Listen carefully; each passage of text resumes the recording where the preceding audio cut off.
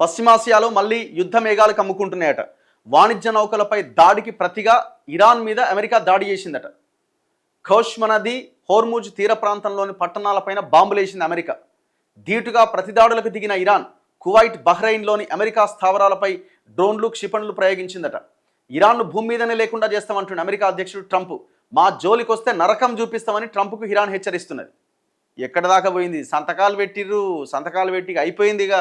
60 రోజులు కాల్పుల విరమణ అన్నారు, సంతకాలు సమాజానికి, ప్రపంచానికి చూపించినారు.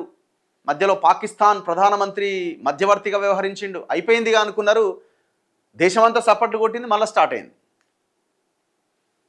ఇగో పశ్చిమాసియాను మళ్ళీ యుద్ధ మేఘాలు కమ్ముకుంటున్నాయి. అమెరికా, ఇరాన్ మధ్య అవగాహన ఒప్పందానికి పురిట్లోనే గండిపడ్డది. శనివారం మొదలైన పరస్పర దాడులు ఆదివారం మరింత ఉధృతమైనవి. దాడులు ఆపకపోతే ఇరాన్ను భూమి మీదనే లేకుండా చేస్తామని అమెరికా అధ్యక్షుడు ట్రంప్ హెచ్చరించగా, తమ జోలికొస్తే అమెరికాకు నరకం చూపిస్తామంటూ ఇరాన్ ధీటుగా స్పందించింది. గింత దేశమే ఆగమాగం చేస్తుంది. ఇప్పుడు ఇరాన్ ఎప్పుడో హెచ్చరించింది, నువ్వు యుద్ధం స్టార్ట్ చేసినావు, క్లోజ్ చేయాల్సింది మేమే అని. ఇప్పుడు అట్లే కనబడుతున్నది. దీంతో పరిస్థితి మళ్ళీ మొదటికి వస్తుందేమోన్న ఆందోళన వ్యక్తమవుతున్నదట. ఇగో ఇరాన్ దాడిలో నేలమట్టమైన బహ్రెయిన్లోని ఒక భవనం అట.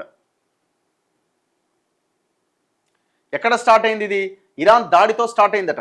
హోర్ముజ్ జలసంధిలో తమ మార్గదర్శకాలకు విరుద్ధంగా ప్రయాణిస్తోందంటూ ఎవర్ లవ్లీ అనే ఒక వాణిజ్య నౌకపైన ఇరాన్ డ్రోన్ దాడి చేయడంతో ఉద్రిక్తత మొదలైంది.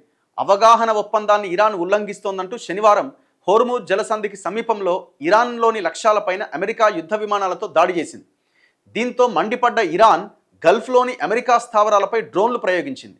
అయితే హోర్ముజ్ జలసంధిలో పనామా జెండాతో ప్రయాణిస్తున్న ఒక భారీ చమురు ట్యాంకర్ నౌక కికు పైన శనివారం రాత్రి దాడి జరిగింది. ఇది ఇరాన్ పని అంటూ అమెరికా సెంట్రల్ కమాండ్ ఆదివారం తెల్లవారుజామున పర్షియన్ గల్ఫ్లోని ఇరాన్ దీవి ఖేష్మ్ పైన హోర్ముజ్ జలసంధి సమీప తీరంలోని సిరిక్, బందర్, ఈలెంగే నగరాల్లో 10 ప్రాంతాలపైన భారీ స్థాయిలో దాడి చేసింది. ఇరాన్ నిఘా, కమ్యూనికేషన్ వ్యవస్థలు, గగనతల రక్షణ వ్యవస్థలు, డ్రోన్లు, సముద్ర మందుపాత్రల నిల్వ కేంద్రాలు ధ్వంసం చేసినట్టుగా ప్రకటించింది.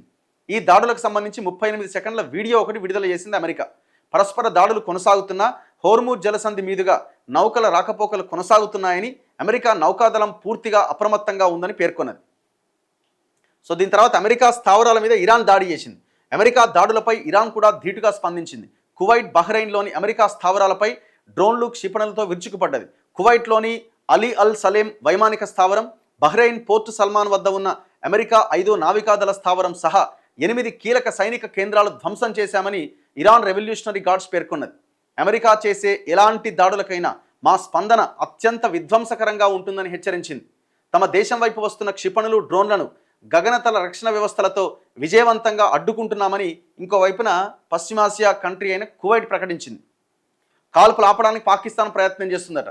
అమెరికా, ఇరాన్ చర్యలకు మధ్యవర్తిగా ఉన్న పాకిస్తాన్ తాజా ఉద్రిక్తతలను తగ్గించేందుకు ప్రయత్నం చేస్తున్నది. దీనిపై పాకిస్తాన్ విదేశాంగ మంత్రి ఇషాక్ దార్ ఇరు దేశాల ప్రతినిధులను సంప్రదించారు. కాల్పుల విరమణ, అవగాహన ఒప్పందానికి కట్టుబడి ఉండాలని కోరారు. ఇక యూరోపియన్ యూనియన్ విదేశాంగ విధానం చీఫ్ ఖాజా కల్లాస్, బహ్రెయిన్ విదేశాంగ మంత్రి రషీద్ కూడా ఇషాక్ దార్తో మాట్లాడారు. కువైట్, బహ్రెయిన్లపైన ఇరాన్ దాడులను గల్ఫ్ దేశాల కూటమి గల్ఫ్ కోఆపరేషన్ కౌన్సిల్ ఖండించింది. ఈ ఇరాన్ రెవల్యూషనరీ గార్డ్స్ ఏమంటుందంటే, అమెరికా చేసే ప్రతి దాడికి తమ ప్రతి దాడి ఉంటుంది. కాల్పుల విరమణను అమెరికానే ఉల్లంఘిస్తోంది. ఇది ఇలాగే కొనసాగితే శాంతి ఒప్పందం కోసం జరుగుతున్న దౌత్య ప్రయత్నాలన్నీ నిలిచిపోతాయి. ఈ మేరకు ఐఆర్జీసీ నావికాదళ కమాండర్ ఒక ప్రకటన చేశారు. సిరిక్ పైన, హోర్ముజ్ తీర ప్రాంతాలపైన అమెరికా గుడ్డిగా చేసిన దాడులేవి కూడా హోర్ముజ్ జలసంధి పైన మా నియంత్రణను ఏమాత్రం దెబ్బతీయలేవు. హోర్ముజ్లో నిబంధనలు ఉల్లంఘించే నౌకలకు మా దాడులతో గట్టి హెచ్చరిక సంకేతాలు పోయినాయని పేర్కొన్నాడట. ఇంత దారుణంగా ఉన్నది పరిస్థితి. ఏమంటుండు ట్రంప్? ఇరాన్ను భూమి మీదనే లేకుండా చేస్తా. గల్ఫ్లోని అమెరికా స్థావరాలపై ఇరాన్ దాడులను అమెరికా అధ్యక్షుడు ట్రంప్ తీవ్రంగా తప్పుపట్టారు. అవగాహన ఒప్పందాన్ని ఇరాన్ ఉల్లంఘిస్తోంది. ఇరాన్ మళ్ళీ కాల్పుల విరమణ ఒప్పందాన్ని ఉల్లంఘించడంతో మా సైన్యం దాడులు చేయాల్సి వచ్చింది. ఇరాన్ ఎప్పటికీ పాఠం నేర్చుకునేలా కనిపించట్లేదు. మా సహనానికి హద్దు అంటూ ఉంటుంది. అది దాటితే మేం సైన్యంతోనే పని పూర్తి చేయాల్సి వస్తుంది. అదే జరిగితే ఇక ఇరాన్ అనే దేశమే ఉండదు అని ట్రూత్ సోషల్లో ట్రంప్ హెచ్చరిస్తున్నాడు.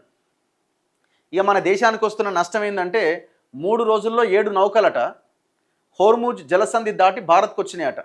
మరో 15 పర్షియన్ గల్ఫ్లో ఆగి ఉన్నాయట.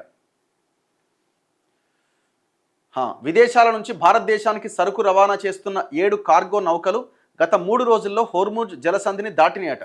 వీటిలో 65,000 టన్నుల రసాయన ఎరువులు తీసుకొస్తున్న 2 నౌకలు శనివారం ఈ మార్గం గుండా వచ్చినాయట.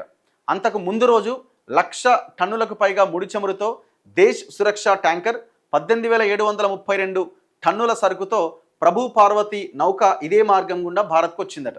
ఇవి కాకుండా మరో 2 విదేశీ నౌకలు ఇదే మార్గంలో వచ్చినాయి.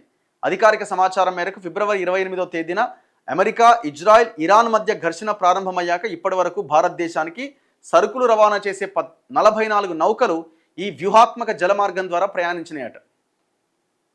ఇంకొక 15 రావాల్సి ఉన్నాయట, ఆంది వేలో ఉన్నాయట. పర్షియన్ గల్ఫ్లో వేచి ఉన్నాయట. వీటిలో భారతీయ జెండా గల 10 నౌకలు ఉన్నాయి. వాటిలో 4 ఎరువులను, మరొకటి ఇంధనాన్ని తీసుకొస్తున్నాయట. అవి అట్లా ఆగినాయట. ఇప్పుడు మరి ఇది ఇంకా యుద్ధం ఎక్కువైతే అది అన్యం ఉంటాయో మరి వస్తాయో చూడాలి.